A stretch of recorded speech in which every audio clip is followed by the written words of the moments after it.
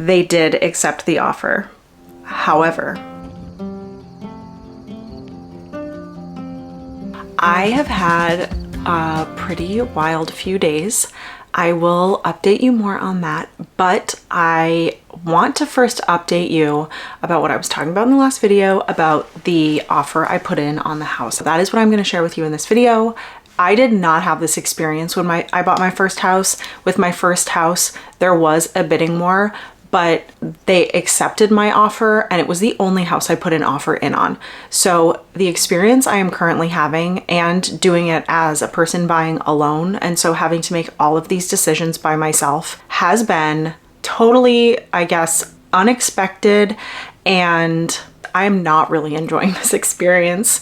I cannot believe how different each seller is and how they respond to situations and just kind of the runaround that they give you. It's pretty wild. Wow, I have learned so much, especially having done so much work and research around real estate investment and even working in it. I'm having an experience that is actually putting a really bad taste in my mouth when it comes to real estate investments.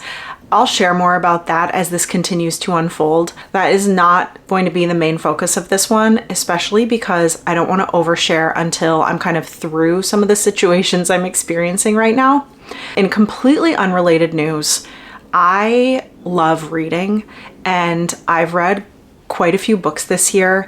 I am currently reading this book called The Frozen River. Let's see if you can see it. I do not tend to like books that are super popular at the moment. I went to the library actually, and I read the first few chapters and I was like, oh my gosh. And it actually prompted me to read the book I had been reading at the time faster so that I could start this one. I try not to start books until I've finished one because otherwise it's so easy to not finish books. Anyway, this book is so good. I love historical fiction. It's a combination of this being based on a true story, but also I think that this author is incredible. I'd love to hear if you've read this or any other books by her. I've already added other books by her to my list. This one is about a midwife in the late 1700s in Massachusetts, I believe. It's a mystery and it's all based on what they discovered through her journals, actually. And she would always journal things her husband taught her how to read and write. She was considered a feminist at the time. And then they find a body in the river and she is one of the people who can actually speak to it. As a midwife, she has to look at the body. This all happens at the beginning. Believes that it is a murder. And so it's a story of her and the town and some people who feel differently, who are likely involved in it. I haven't finished it yet. It's one of those books that has grabbed my attention from the beginning. It's not so fast moving that you just finish it so quickly that you're kind of like, what just happened? But it's a book that I almost don't want to end. I'm really savoring it. Oh, it's just so good. I can't wait to read more. World War II books have been a very unexpected love of mine. The first one I read was The Nightingale by Kristen Hanna a few years ago, and that sent me into like 2 or 3 years of nonstop World War II books. And this author has one based on that time, and I am really looking forward to reading that one next. Anyway, now it is time for me to update you on what happened with the last house. Okay, well, I owe you a follow-up from my last video about what happened with that offer I put in on a house. They did accept the offer. However, something that I've lived by for a long time now that has been pivotal in my decision making and just really making sure that I am making decisions from a place that feels fully aligned, especially when I'm unsure. I sleep on it. That has made such a difference for me, especially as somebody who tends to lean anxious and I overthink quite a bit. So this has really helped me in my journey of doing less of both. And so we got into a negotiation. I put in an offer. They came back with a higher number. I said, no, I am not. I felt like I was already compromising on the driveway and the yard size. And there was no space to put a driveway in the future. There was just not enough space for any of that. And those were two things that I knew felt a little bit questionable to me. but I thought it would be okay. That night while I was sleeping, well, I couldn't sleep. I had a lot of anxiety, and I have put in a few other offers. So this wasn't my first time doing this. This wasn't just this initial, like, oh my gosh, what am I doing kind of thing. But my gut told me no. And so the next morning I woke up and learned that they accepted my lower offer, and my agent couldn't talk to me right away. And by the time I talked to him, we had such a great conversation. And I ultimately told him, I feel like it's like I'm a 5149 on this right now. I said, this feels different. There's something about this that just feels different. And he said, well, what is your gut telling you? I said, it's telling me no. And he said, then you have to go with that. And I know that. I've talked about it on here. But when you're the one in the moment, in the situation, having that experience, it can be so easy to confuse yourself and to be unsure. And a decision like this, I mean, home purchases are the biggest purchases most of us will ever make.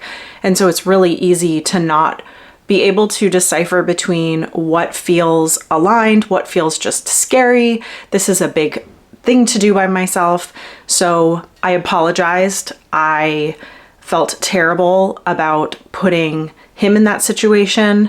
But at the same time, I had to put people pleasing aside, and I had to just be really honest about where I was at. He said, thank you for telling me now and not at inspection or later on, at any point when I still could have said this. And I'll tell you, as much as I talk about living in alignment and going inward and listening to what our gut is telling us, our heart, our intuition, it is really hard sometimes. Sometimes it's just really easy to question yourself, especially when it's something this big, and to be able to say, okay, which parts of this is real and what's not, what's fear, what is my intuition? And then there's the influence of the outside world as well. And right now, the outside world is very loud and intense and definitely leaning more into fear than it is expansion. I spent a couple days looking at the listing for the house. I even went as far as to confirm what my property taxes would have been on that, what my homeowner's insurance would have been. And they were such good prices compared to other homes I've looked at. But I just had to keep falling back on the fact that it was a no for me. If the price drops a lot, it's not something I would be opposed to, but I felt like it was more than I wanted to pay for what I was getting for that particular house. That was ultimately the decision that I made. Honestly, I feel totally at peace about that. And I didn't talk to anybody else about it, by the way, for a few days. That was really important to me. I haven't been talking to anybody except my agent and one friend, because for me, it is so important and I can be so easily influenced. I don't know if influenced is the word, but it's like if somebody had said to me, oh, well, you could have made it work, or you should have just done it anyway, projected their opinion and feeling and what they would have done if they were me, but they're not me. I have just learned that when I am navigating big decisions like this, I need to kind of stay very much within myself in a space that allows me to tune into my intuition. And this includes what my agent tells me. I have to also not be influenced when I go to an open house, what the person showing the house is saying to me, what my agent is saying to me. There are so many things that can influence us. And I've had to remember, wait, what were my non-negotiables going into this? What are the things that are really valuable to me? How do I spend my time?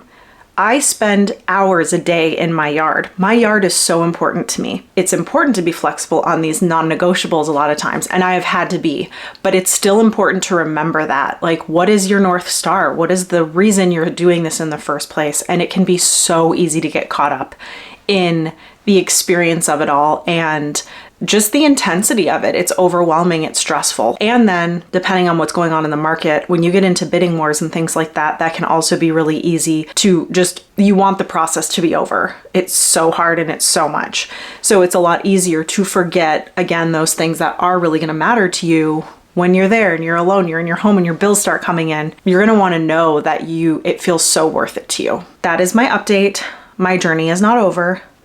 I may have more to update you on soon, but for now, that is the only kind of concrete information that I have when it comes to this home buying journey. I definitely think though that depending on how the next week or two go, I may be moving on to plan B, and not just because of where I'm at, but because there is so much going on and I really just need to figure out what my home base is going to be. There will come a point when I say, okay, maybe all of these no's or these offers not working out for me is my redirection.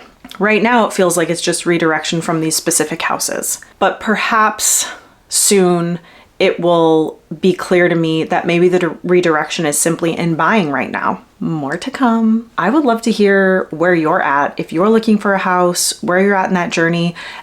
Houses aside, honestly, like where are you at right now when it comes to your finances and what's going on around you? Are you feeling good about it? Do you feel confident? Do you feel fearful? Do you feel like you're in a lot of scarcity right now? That's definitely come up a lot for me, scarcity in this process. Like assuming absolute worst case scenario is going to happen if I buy a house. Worst case will happen if I don't buy a house. Yeah, I would just love to hear from you and just have a conversation about this, because talking about it, getting it out is so, it's like a balm, you know, it's so soothing and it's so helpful, at least for me. So now that you know what happened, I do feel like that experience was a little bit unique, but I'm telling you, like sleeping on things, trusting your gut, after doing that, I feel like I've been even more clear on my gut instinct when it comes to other homes that I've looked at. It's almost like by really stating so clearly how that was not in alignment for me, it made everything else that much more clear as well. And I am so grateful for that, because this is just too big of a decision and purchase to not follow your instinct, no matter what it is. I think it's so important that we really speak what our truth is, but this is the kind of thing that you don't want to regret if you know going into it that you're questioning it. Usually that first ping or instinct is right. Let me know if you have any questions or comments, if you've ever experienced anything like this before. What comes up for you? Like when your instinct, your intuition is communicating with you, how do you feel that? How does it show up for you? For me, it's a feeling. It's sometimes like a physical feeling in my gut. In human design, I am a manifesting generator, and it is literally that. It's in my sacral. It's just a clarity. Although the thing I have learned that's very important for me is that even though it is a clear yes or no, it's not loud.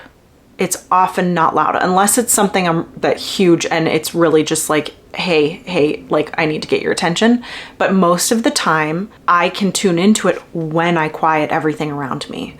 And that is also something I've had to learn, hence sleeping on something, because that gave me so much clarity when my mind was kind of turned off from rationalizing and being logical and convincing myself of like the practical aspects of it and the fact that I'm tired from looking at houses. Anyway, thank you for being here and supporting me on this journey. I hope that I have more to share with you as this unfolds, and whether it is a house or whatever is plan B. I think I know what that is, but also that is an unfolding as well. So that's all I've got today.